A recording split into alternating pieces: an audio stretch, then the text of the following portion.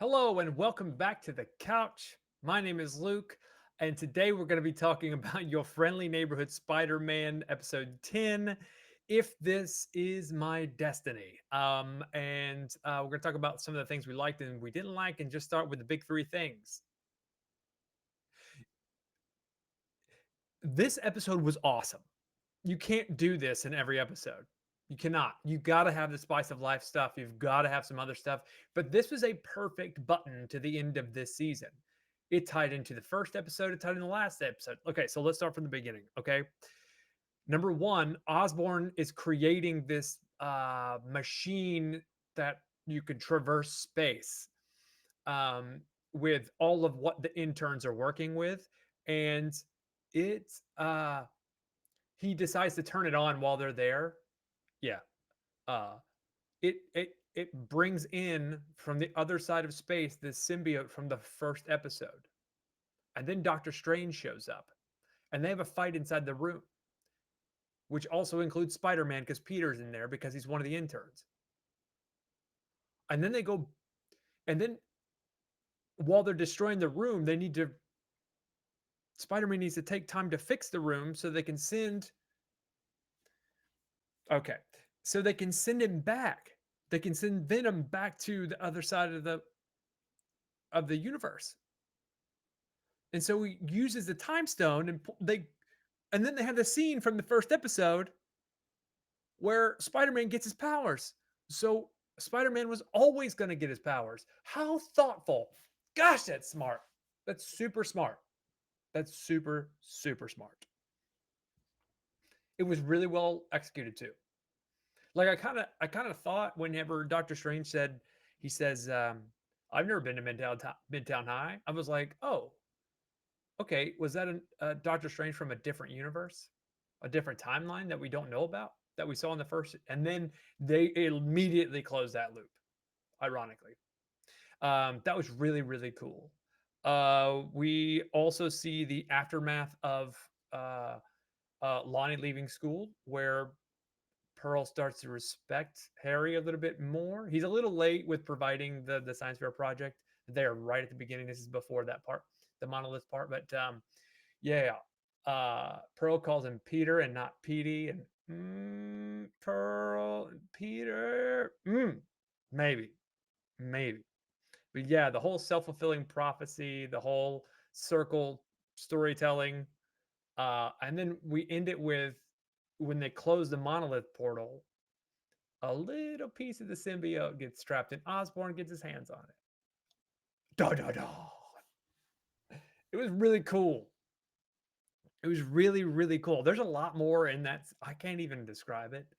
But yeah, Spider-Man and Doctor Strange fighting the symbiote thing inside of this monolith giant room. It was really cool.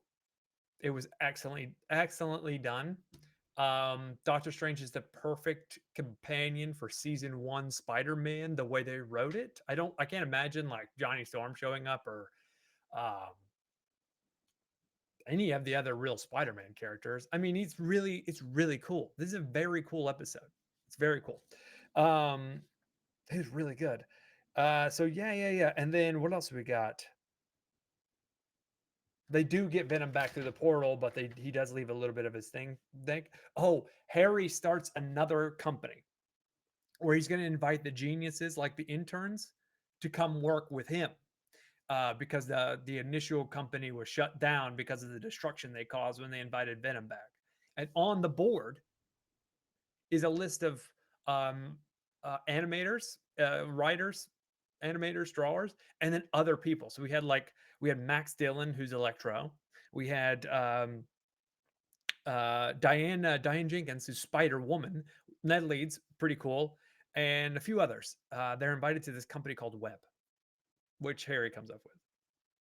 So yeah, the final and the cool part is Spider Man and Doctor Strange have a moment, but outside of Midtown High, and they kind of collectively give each other wise thoughts, which is an interesting thing to do. But then as Spider Man stands there and he's like, "Yeah, whatever happens is going to happen," the Watcher appears in space. like the Watcher from What If, like that exact animation. Like that's intentional. It is that. It's not like a Watcher from any other or this version's Spider-Man. It is that Watcher. Really cool. So those are my three big takeaways. Gonna jump into like the blow by blow. Um, this is a fun series to begin with. Super fun. This episode is incredible. The perspective goes to the high school. The football team lost their game without Lonnie there. Obviously, he's a stud. Peter is like trying to save some car thieves and car thefts while Pearl and the other girl are waiting for them to do science fair project, and thankfully Nico comes in to save them, which is really really cool.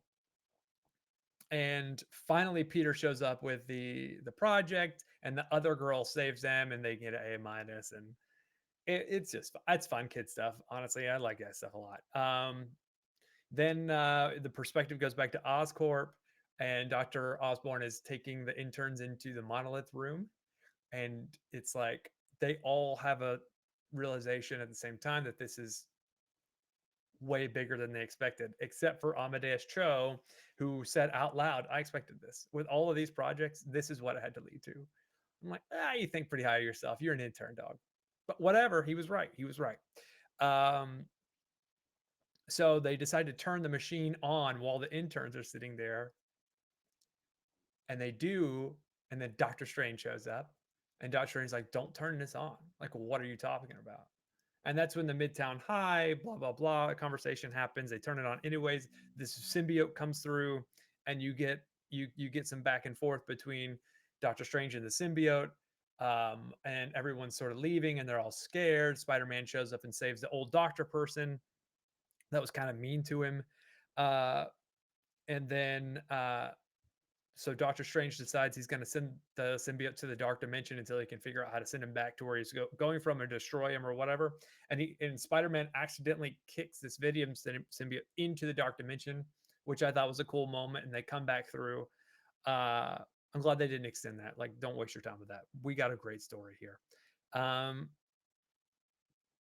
they realize that they need to send the symbiote back, but the machine's all kind of destroyed.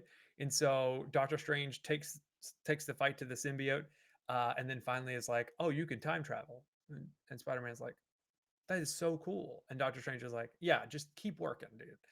And so that's when our backtrack happens to episode 1, and it's like, okay, the spider comes through from the lab next door, yada yada yada, which further cements like this isn't our main universe Spider-Man, which I don't mind.